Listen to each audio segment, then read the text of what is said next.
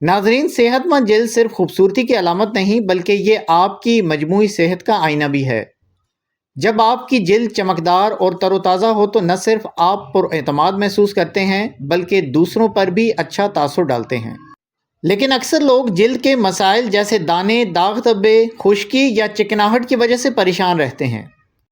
جلد خراب ہونے کی کئی وجوہات ہیں۔ سب سے پہلی وجہ ہے پانی کی کمی۔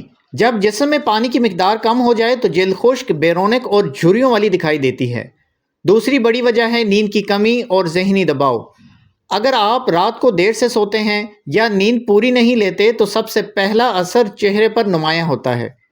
تیسری اہم وجہ ہے غیر متوازن غذا یا زیادہ چکنائی، مسالے دار اشیاء اور میٹھے مشروبات جلد کو خاصا نقصان پہنچاتے ہیں۔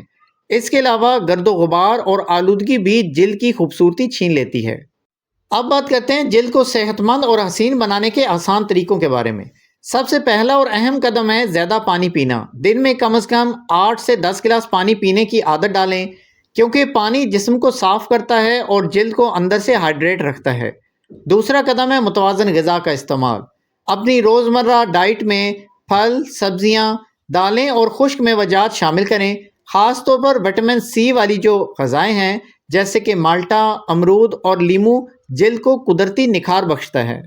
تیسرا طریقہ ہے نیند پوری کرنا۔ دیکھیں، کوشش کیا کریں کہ رات کو کم از کم 6 سے 8 گھنٹے کی پرسکون نیند لیا کریں۔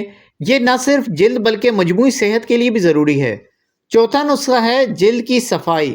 دن میں 2 بار چہرہ دھونا، دھوپ میں نکلنے سے پہلے سن بلاک لگانا، سونے سے پہلے چہرہ صاف کر کے ہلکی موئسچرائزرز والی جو کریمیں ہیں ان کا استعمال کرنا جلد کو لمبے عرصے تک جوان اور حسین رکھتا ہے۔